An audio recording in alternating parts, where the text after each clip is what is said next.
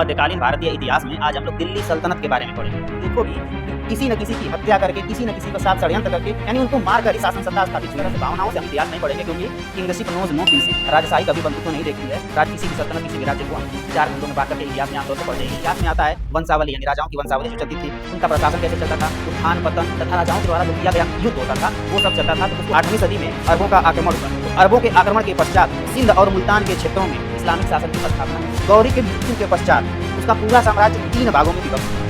पंजाब से लेकर के बंगाल के क्षेत्र पर कुतुबुद्दीन ऐबक का शासन। इस्लाम में कोई उत्तराधिकार का कंसेप्ट नहीं। बारे में पढ़ेंगे कि कौन कौन सी शब्दावली है, जिससे हमें दिल्ली सल्तनत को समझने पढ़ने में आसानी रहेगी। ठीक, आज हम लोग मध्यकालीन भारतीय इतिहास पढ़ेंगे। ठीक, मध्यकालीन भारतीय इतिहास में आज हम लोग दिल्ली सल्तनत के बारे में पढ़ेंगे। ठीक ना। तो दिल्ली सल्तनत को हम लोग 4 खंड में बांट कर पढ़ेंगे। किसी भी चीज को हम, किसी भी सल्तनत, किसी भी राज्य को हम 4 खंडों में बांट करके इतिहास में आमतौर से पढ़ते ही हैं। तो उसका इतिहास सबसे पहले हम राजनीतिक इतिहास देखेंगे दिल्ली सल्तनत का।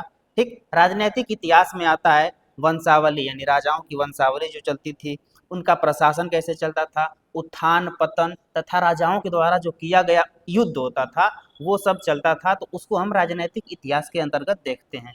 दूसरा अध्ययन करेंगे आर्थिक इतिहास, तीसरा अध्ययन करेंगे सामाजिक इतिहास। तो आर्थिक और सामाजिक इतिहास जात के अंतर्गत हम लोग उस समय की सामाजिक स्थिति पढ़ेंगे और वहाँ पर किस तरह से अर्थ यानी धन की पहुँच थी, उसको हम लोग आर्थिक और सामाजिक इतिहास में पढ़ेंगे। लेकिन चौथा सबसे महत्वपूर्ण है सांस्कृतिक इतिहास, जो हम लोगों के सिलेबस में है। सांस्कृतिक इतिहास में दिल्ली सल्तनत के सांस्कृतिक इतिहास में हम पढ़ेंगे कि स्थापत्य कला का विकास कैसे हुआ। यहीं से तुमको इंडो इस्लामिक निर्माण कला सब मिलती चलेगी। मूर्ति कला का विकास कैसे हुआ, साहित्य और धर्म का विकास कैसे हुआ, तो इन सबको हम सांस्कृतिक इतिहास के अंतर्गत रखेंगे। ठीक, तो सबसे पहला खंड हम आएंगे राजनीतिक इतिहास। ठीक, दिल्ली सल्तनत का राजनीतिक इतिहास क्या है। तो इस दिल्ली सल्तनत के राजनीतिक इतिहास को बताते हुए मैं पूरे बैकग्राउंड को क्लियर कर दूं कि बैकग्राउंड ये है कि प्रतिहार के पतन के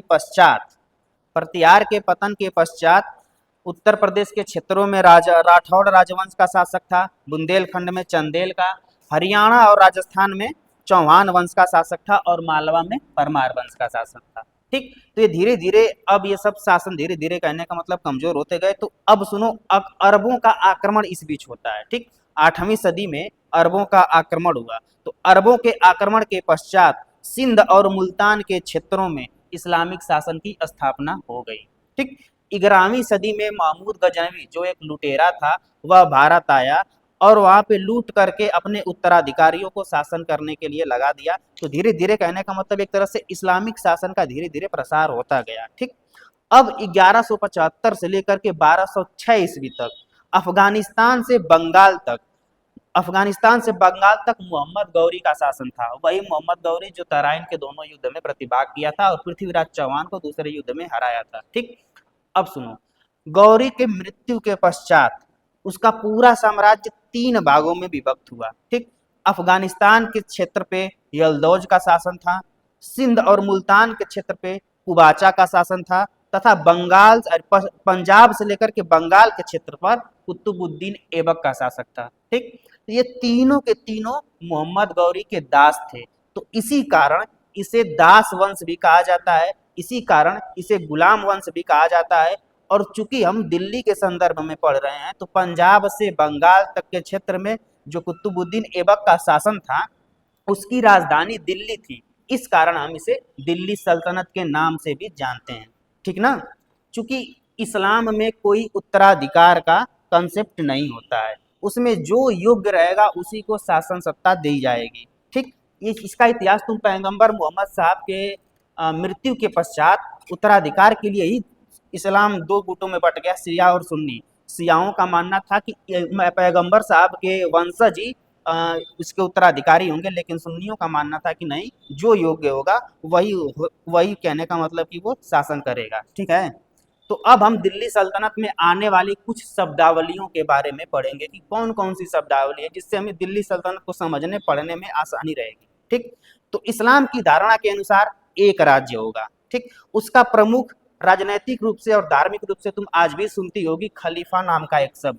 तो जो खलीफा शब्द था वह इस्लामिक मान्यताओं के आधार पर वो एक राजनैतिक और धार्मिक प्रमुख हुआ करता था। ठीक है, और सुनो, इसके इसके कोई ना कोई राज्य होगा, जहां जहां इस्लाम का प्रभाव होगा वहां कोई राज्य होगा, ठीक। उसका धार्मिक प्रमुख, उसका राजनीतिक प्रमुख सांकेतिक रूप से खलीफा हुआ करता था। लेकिन जैसे जैसे इस्लाम का प्रचार पूरी दुनिया में होने लगा तो अनेक राज्य उत्पन्न हुए।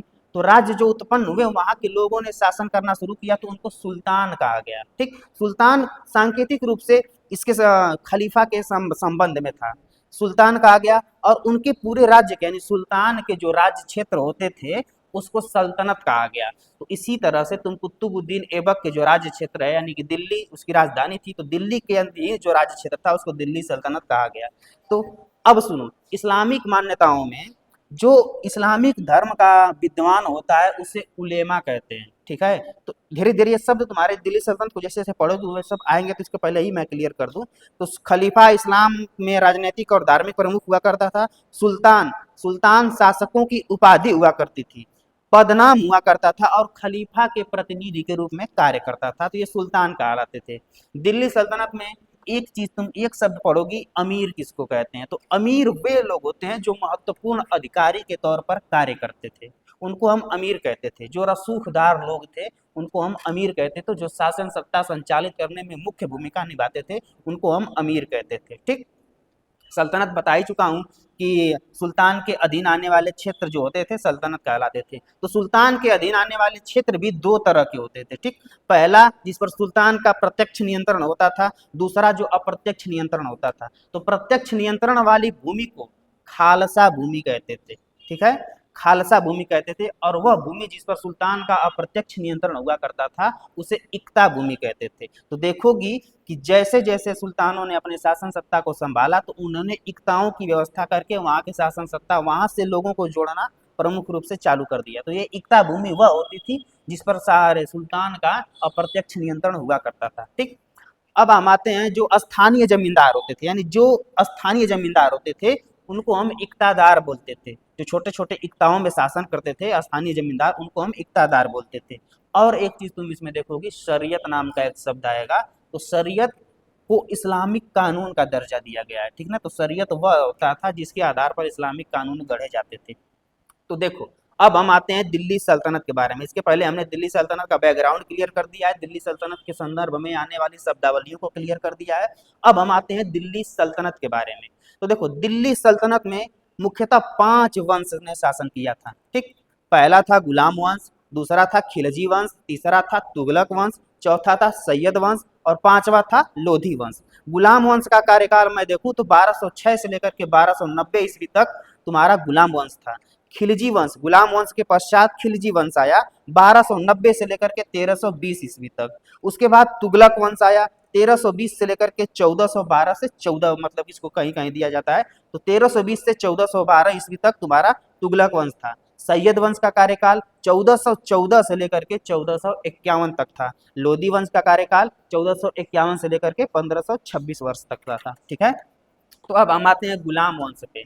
चूंकि इस्लामिक मान्यताओं में जो योग्य रहेगा वही शासन करेगा, तो तुम इन वंश में देखोगी कि किसी न किसी की हत्या करके, किसी न किसी के साथ षड्यंत्र करके, यानी उनको मार कर ही शासन सत्ता स्थापित हुई है, ठीक है।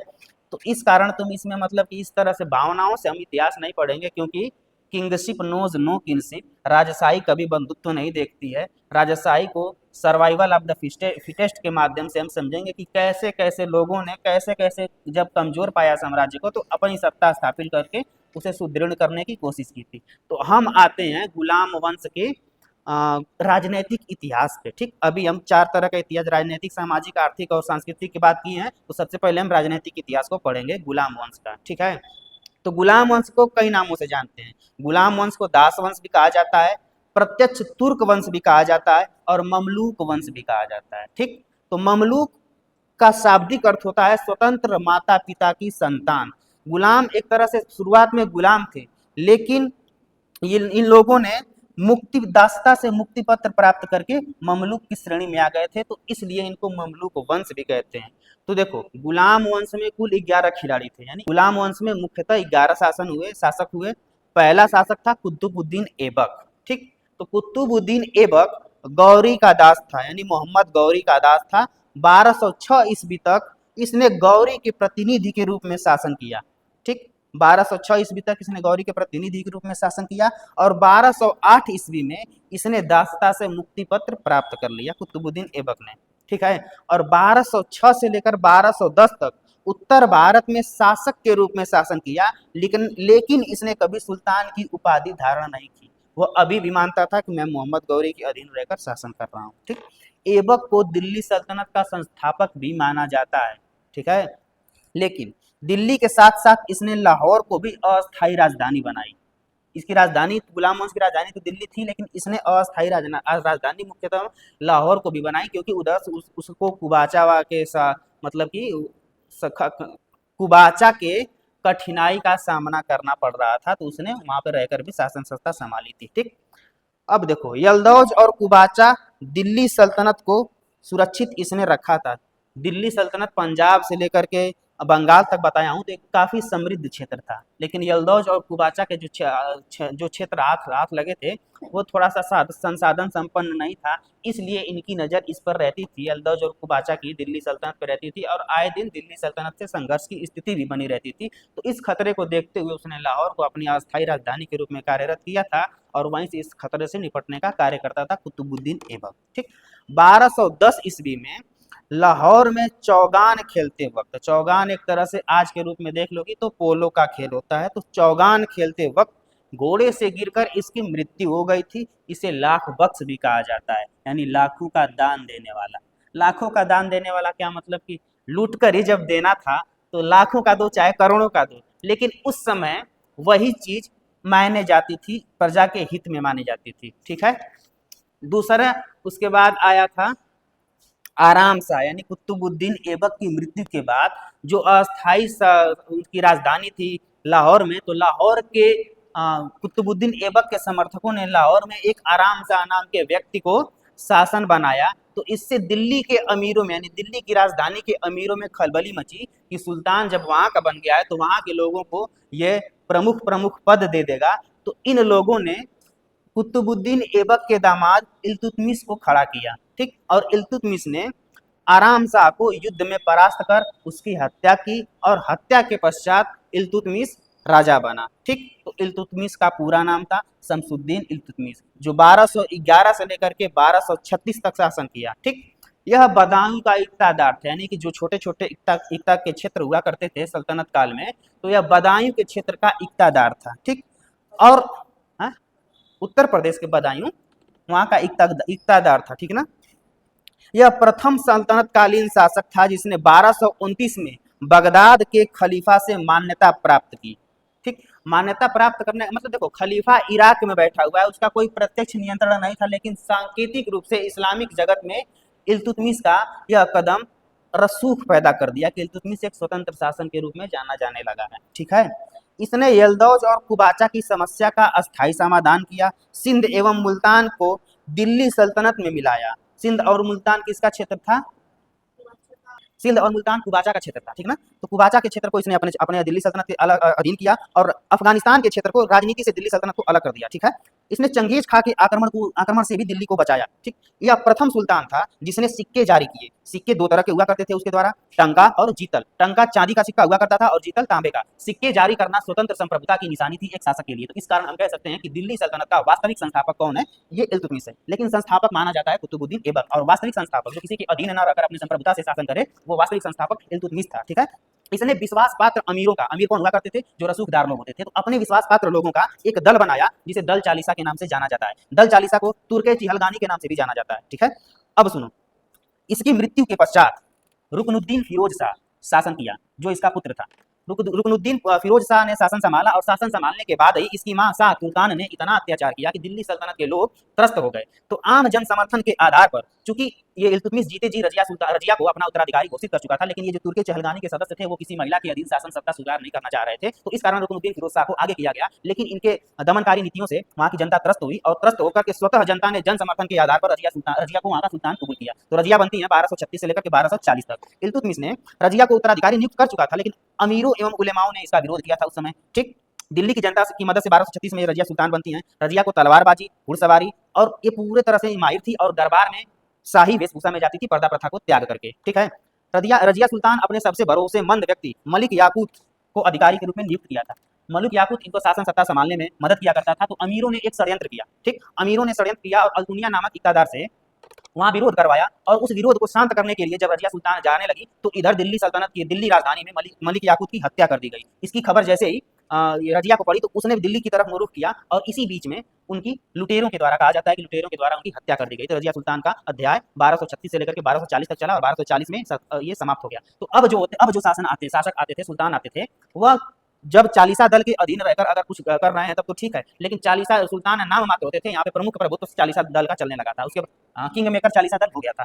बहराम शाह आते हैं 1240 से 1242 तक इनका शासन चला था। इनका कोई योगदान उतना नहीं है। अलाउद्दीन मसूद शाह आते हैं बहराम शाह के बाद 1242 से लेकर के 1246 तक इनका शासन चला, लेकिन वो भी इतना महत्वपूर्ण नहीं है। उसके बाद आता है नसरुद्दीन महमूद शाह, ठीक है। इसके शासनकाल में प्रशासन का संचालन मुख्यतः चालीसा दल किया करता था और प्रमुख रूप से बलबन किया करता था। बलबन इनका एक तरह से प्रधानमंत्री के तौर पर कार्य करता था, लेकिन उनको एक साल के लिए बलबन को पीछे ढकेल दिया था ये इमामुद्दीन रेहान ने, जो भारतीय मुसलमान था। बलबन को एक साल के लिए पीछे करके खुद प्रधानमंत्री बना था नसरुद्दीन महमूद शाह का। नसरुद्दीन महमूद शाह मुख्यतः एकदम पूरी तरह से सुल्तान, केवल नाम मात्र सुल्तान था, पूरा शासन सत्ता चालीसा दल चलाती थी। यह अगर कार्यों के रूप में देखो तो ये कुरान लिखता था, ठीक है। 1236 से लेकर 1265 तक, यानी कि नसरुद्दीन महमूद शाह के शासनकाल तक, 1236 से लेकर, यानी कि रजिया के सुल्तान बनने से लेकर नसरुद्दीन महमूद शाह के सुल्तान रहने तक अमीरों और सुल्तानों के संघर्ष का काल माना जाता है दिल्ली सल्तनत को, ठीक है। इसके बाद आते हैं बलबन। बलबन चालीसा दल का सदस्य था। यह पूरी तरह से जानता था कि किस तरह से शासन करना है, कैसे कैसे लोगों को किनारे करके अपनी शासन सत्ता स्थापित करनी है। तो बलबन, कहा जाता है कि नसरुद्दीन महमूद शाह की बलबन ने अपनी बेटी की शादी नसरुद्दीन महमूद शाह से की थी और इसने ही उसको जहर दिलवा करके मारा भी था, ऐसा कहा जाता है, ठीक है। तो बलबन 1265 से लेकर के 1287 तक रहा और 1265 में इसने अपनी शासन सत्ता संभाली, ठीक। तो बलबन ने राजपद की गरिमा यानी अपने स्वतः राजा को बनाने के लिए उसने कई तरह के उपाय किए। सुल्तान को नियाबते खुदाई यानी ईश्वर का प्रतिनिधि घोषित करवाया एवं जिल अल्लाह, ठीक, जिल अल्लाह को कहा जाता है ईश्वर की छाया प्रति, यानी कि स्वतः स्वयं। अब देखो उस समय ना धर्म का बहुत वर्चस्व था, तो जब इस तरह की शब्दावलियां समाज में विकसित होने लगी तो चालीसा दल क्या पूरी जन समर्थन उसके पक्ष हो गया, क्योंकि वो ईश्वर का प्रतिनिधि के रूप में प्रचारित किया गया। तो ईश्वर के खिलाफ उस समय कौन जाएगा, यानी धर्म का बहुत प्रभुत्व था उस समय। दरबार में अपनी सर्वोच्चता स्थापित करने के लिए इसने सिजदा और पैबोस नाम का एक प्रथा का प्रचलन किया, प्रारंभ किया, ठीक। सिजदा होता था कि मतलब आप दरबार में एंटर करेंगे तो सबसे पहले आप झुक के प्रणाम करेंगे। पैबोस का मतलब है आप जाकर के उस सुल्तान का पैर चूमेंगे। तो अब चालीसा दल के कौन लोग, मैंने एकदम पूरी तरह से अपने आप को सर्वोच्च स्थापित किया और बताया कि आप लोग हमसे नीचे ही हैं, और इसके लिए उन्होंने काफी व्यवस्था की थी। दरबार में अधिकारियों को बैठने के लिए स्थान सुरक्षित किया, ठीक, और हंसी मजाक पर पूरी तरह से प्रतिबंध लगा दिया था कि एकदम गंभीर होकर के शासन करना है, किसी से बातचीत नहीं, बातचीत करोगे तो भाई बोलन से तुलसी हुए बोलत रहे कबीर वाली बात हो जाएगी, ठीक है। अब सुनो, इसने केंद्रीय सैन्य मंत्रालय का गठन किया जिसका नाम होता है दीवाने अर्ज, ठीक। उस समय के राजा, उस समय के सुल्तान जो हुआ करते थे ना, वो इक्तादार की सेनाओं पर निर्भर होते थे। तो जो इक्तादार जैसे जैसे मजबूत होता जाएगा, जैसे देख लो कि वो तुम्हारा इल्तुतमिश मजबूत हुआ, उस तरह से लोगों ने मतलब कि इक्तादार मजबूत हुआ तो उसकी सेना मजबूत हुई, तो वो अब विरोध की भावना मतलब कि हो सकती थी और सुल्तान के लिए खतरा महसूस हो सकता था। तो इसलिए इसने केंद्रीय सैन्य मंत्रालय दीवाने अर्ज की स्थापना की और इक्तेदारों के दमन के लिए इसने एक तरह से सेना का गठन किया। और इसने गुप्तचर विभाग की भी स्थापना की कि सेना में उसके राज्य शासन क्षेत्र में क्या क्या गतिविधियां हो रही हैं गुप्तचरों के माध्यम से अस्थायी रूप से पहुंच जाता था, ठीक है ना। आज भी तुम देखोगे कि जैसा जितना अच्छा गुप्तचर जिसकी खुफिया एजेंसी बहुत ज्यादा मजबूत है वही दुनिया पे शासन करना है। इजराइल की खुफिया एजेंसी बहुत मजबूत है और आज देखती हो कहीं ना कहीं घुस के कभी किसी को मार दिया जाता है, ठीक ना। अमेरिका की खुफिया तंत्र इतना मजबूत है, FBI इस तरह से, उस सब जिसका खुफिया तंत्र मजबूत है, सूचनाओं को निस्तारण जितना जल्दी करोगे उतना तुम्हारा साम्राज्य सुरक्षित रहेगा, ठीक है। तो इसने यही व्यवस्था की थी। दिल्ली के आसपास के क्षेत्रों में कानून व्यवस्था को चुनौती देने वाले गिरोह, उस समय जो राजधानी से सटे क्षेत्र थे वहाँ पे जो ये गिरोह बहुत ज्यादा सक्रिय हो गया था और व्यापारियों को लूट लिया करता था। तो उसने मेवात, कटेहर, बरन इत्यादि के क्षेत्रों में जो चुनौती मिलती थी तो रक्त और लौ की नीति के माध्यम से उन सबको मारा और एकदम उन सब के डर से ये लोग लूटपाट करना बंद किए और शासन संचालन पूरी तरह से सुचारू रूप से चलने लगा था, ठीक। मंगोल हमलों से साम्राज्य को सुरक्षित करने के लिए भी इसने उपाय किए। उत्तर पश्चिम भारत में विभिन्न दुर्गों का निर्माण कराया और पुराने दुर्गों का मरम्मत किया, ठीक। योग्य लोगों को उत्तर पश्चिम भाग पर नियुक्त किया जिसमें इसका पुत्र था नसरुद्दीन मोहम्मद, जो कि मंगोल हमलों में मारा भी गया था, ठीक है ना। साम्राज्य विस्तार का कोई अभियान नहीं किया लेकिन अपनी सेनाओं को यह सदैव युद्ध के लिए तैयार रखता था, ठीक है। अब इसके बाद इसकी मृत्यु के अपने जीवन के अंतिम दिनों में इसने अपने पुत्र बुगरा खान को कहा कि आप नवाब बनिए, अरे सुल्तान बनिए, लेकिन बुगरा खान बंगाल का इक्तेदार था और बंगाल की ऐशो आराम वो लिप्त था, उसने सुल्तान बनना स्वीकार नहीं किया। तो बलबन ने अपने पोते को जिसका नाम था कैकुबात, ठीक, कैकुबात को 1287 में सुल्तान बनाया। कैकुबात भी यहाँ के विलासता में आकर के अयोग्य साबित हुआ और उसके बाद उसका दूसरा पोता क्यूमर्स शासक बना दिल्ली सल्तनत का 1290 में। क्यूमर्स के बाद जलालुद्दीन ने खिलजी वंश की स्थापना कर दी। तो कुल मिला जुला कर अगर तुम इसके क्रम को देखोगे कि गुलाम वंश में 11 राजाओं का क्रम क्या था, तो पहला था ऐबक, दूसरा था आराम शाह, तीसरा था इल्तुतमिश, चौथा था रुकनुद्दीन फिरोज शाह, पांचवा थी रजिया, छठवां था बैराम शाह, उसके बाद अलाउद्दीन मसूद शाह, उसके बाद नसरुद्दीन महमूद, उसके बाद बलबन, कैकुबात, क्यूमर्स। इन लोग 11 खिलाड़ियों की तरह से 11 खिलाड़ियों ने दिल्ली सल्तनत को चलाया और इसके बाद खिलजी वंश की स्थापना हुई थी। बस।